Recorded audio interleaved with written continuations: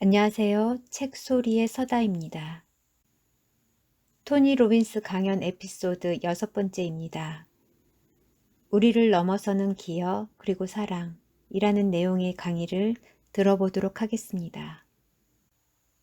지금 소명을 받은 사람이 있습니다. 그것은 멋진 것입니다. 그리고 그 소명은 다른 사람들을 감동시킬 수 있습니다. 제 인생은 제가 11살이었던 돈도 없고 음식도 없었던 추수감사절 때 감동을 받았습니다. 그래서 우리 가족은 굶지 않게 되었습니다. 하지만 저의 아버지는 매우 혼란스러워 하셨습니다. 저의 어머니는 아버지가 얼마나 심하게 혼란스러워 하는지 알려주고 있었습니다. 어떤 이가 문으로 와서는 음식을 나누어 주었습니다. 저의 아버지는 3가지 판단을 했습니다. 저는 그것들이 무엇이었는지 대충은 압니다. 저의 아버지는 이렇게 생각했습니다. 이것은 자선이다. 그것이 무엇을 의미하는가? 나는 가치 없는 사람이다. 나는 어떻게 해야 하는가? 가족을 떠나라. 그는 그렇게 생각했습니다. 그때가 제 삶에서 가장 고통스러웠던 순간들 중 하나였습니다. 하지만 저의 판단은 저에게 새로운 길을 주었습니다. 저는 말했습니다. 여기 음식이 있다는 것에 집중하자. 대단한 생각이었지요. 이것이 제 인생을 바꾸었습니다. 이것이 저를 인간으로 만들어준 것입니다. 누군가의 선물, 저는 그게 누군지 모릅니다. 아무도 대가 없이 무언가를 주지 않는다고 아버지는 항상 말씀하셨습니다. 그런데 갑자기 내가 모르는 누군가가 나타나서 어떤 것도 바라지 않은 채 우리에게 음식을 주고 우리 가족을 돌봐준 것입니다. 그것이 제가 이것을 믿도록 만들었습니다. 저 낯선 사람들이 돌봐주는 것은 무엇을 의미하는 것일까? 그리고 제가 결심하게 된 것은 낯선 사람이 나와 내 가족을 돌봐준다면 나도 그들을 돌봐준다였습니다. 나는 무엇을 해야 할까? 나는 무슨 일이든 변화를 일으키는 일을 할 것이다. 그래서 저는 17살이었던 추수감사절날 집에서 나왔습니다. 1년 동안 제 목표는 2가족에게 음식을 줄 만큼 돈을 버는 것이었습니다. 제 인생 동안 했던 일 중 가장 재미있었고 감동적인 일이었습니다. 그 다음 해에는 4가족이었습니다. 저는 아무에게도 제가 하고 있던 일을 말하지 않았습니다. 그 다음 해에는 8가족이었습니다. 어떤 실적을 쌓으려고 한 것은 아니었습니다. 8가족이 넘었을 때 나도 남의 도움을 이용할 수도 있었는데 라는 생각을 한 적도 있습니다. 너무 당연하겠지만 제가 나가서 무엇을 했을까요? 저는 친구들을 참여시켰고 회사들을 키워서 11개의 회사를 가지게 되었고 재단도 설립했습니다. 20여 년이 지난 지금 저는 자랑스럽게 말합니다. 작년에는 우리 재단을 통해 35개국 200만 명에게 추수감사절 크리스마스 연휴 내내 음식을 제공했습니다. 세계의 많은 나라들의 말입니다. 저는 여러분에게 자랑하려고 말하는 것이 아닙니다. 제가 이런 인간이 되었다고 자랑스럽다고 말하는 것입니다. 왜냐하면 사람은 기여하는 것에 기쁨을 느끼기 때문입니다. 말만 하는 것이 아니라 한 번이라도 그것을 경험하고 행동으로 옮겨야 합니다. 여러분을 만드는 목표는 사람마다 다릅니다. 우리 모두는 똑같은 의지를 가지고 있습니다. 하지만 당신은 확실성에 매달리지는 않습니까? 그것이 당신이 가장 가치 있게 생각하는 것인가요? 아니면 불확실성인가요? 여러분은 사랑이나 중요성에 따라 움직이고 있습니까? 여러분을 이끄는 시스템이 무엇이든지 여러분을 다른 방향으로 기울이게 할 것입니다. 그리고 여러분이 어떤 방향으로 가고자 할 때 방향성과 목적성을 가지게 될 것입니다. 그리고 필요한 것은 지도입니다. 그것은 그곳에 어떻게 가야 하는지를 알려주는 운영 시스템 같은 것입니다. 어떤 사람들의 지도는 이렇습니다. 나는 내가 죽는 한이 있어도 다른 생명을 살리겠어. 그들은 소방관입니다. 그들은 모두 중요성이랑 같은 니즈를 충족시키기 위해 노력하는 것입니다. 그들은 신을 공경하고 가족을 지키려고 합니다. 저는 지도의 한 부분은 시간과 같다고 말하고는 합니다. 어떤 사람에게는 긴 시간이 100년일 것입니다. 어떤 이에게는 3초일 수도 있습니다. 제가 이미 언급한 마지막의 것은 여러분에게 해당되는 것입니다. 여러분의 신념이 여러분이 원하는 곳으로 절대 도착하지 못한다고 보장한다면 어떻게 될까요? 마지막은 감정입니다. 이제 여러분의 감정에 대해 말하겠습니다. 영어에는 6,000개의 감정 단어들을 가지고 있습니다. 단순히 언어적인 표현입니다. 그것은 언어에 의해 변화합니다. 하지만 여러분의 주요한 감정들, 제게 좀 더 시간이 있었다면 저는 2만에서 1,000명 정도 되는 사람들에게 그들이 보통 주중에 경험하는 감정들을 글로 쓰도록 합니다.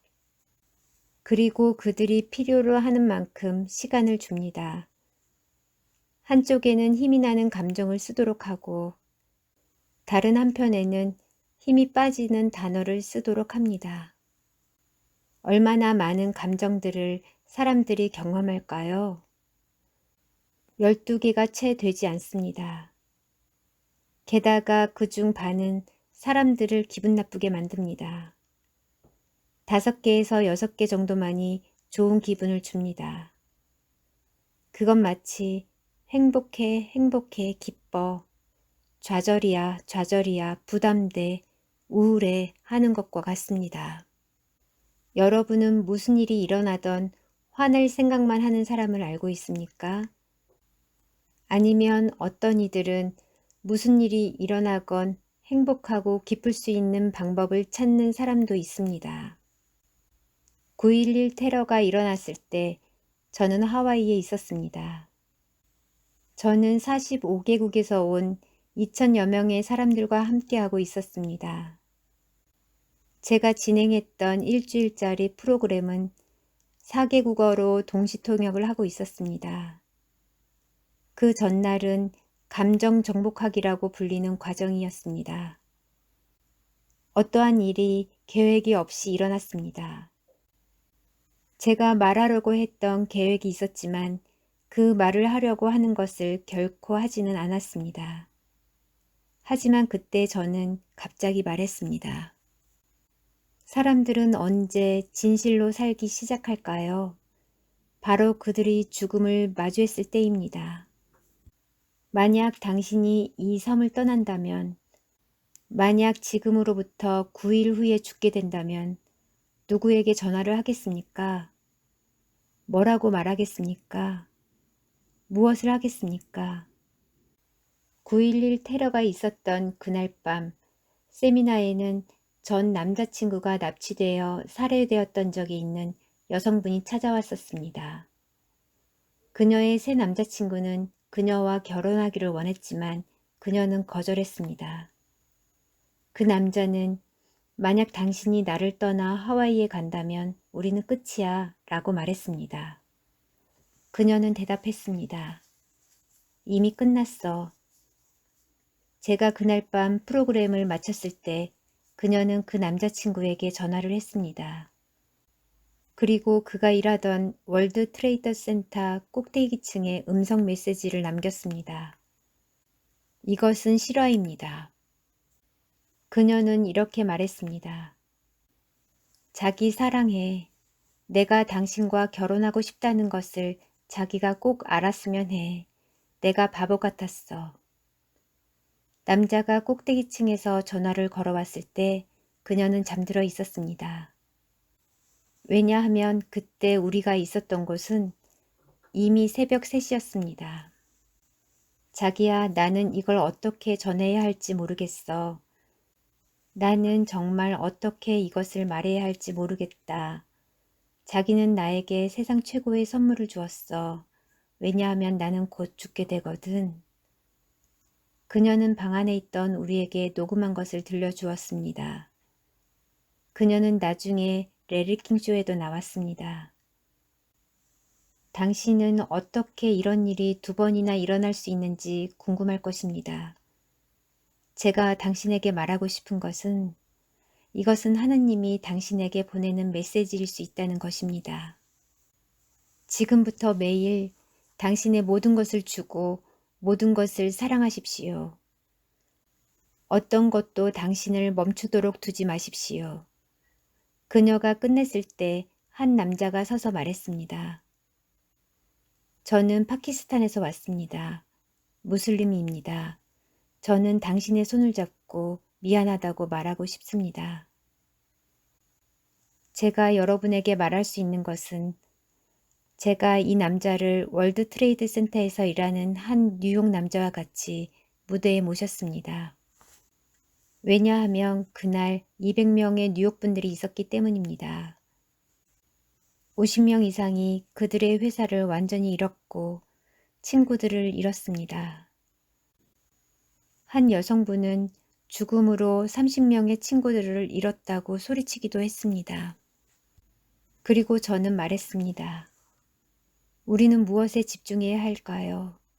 이것은 무엇을 의미하고 우린 무엇을 해야 할까요? 저는 사람들을 모아 집중하게 했습니다.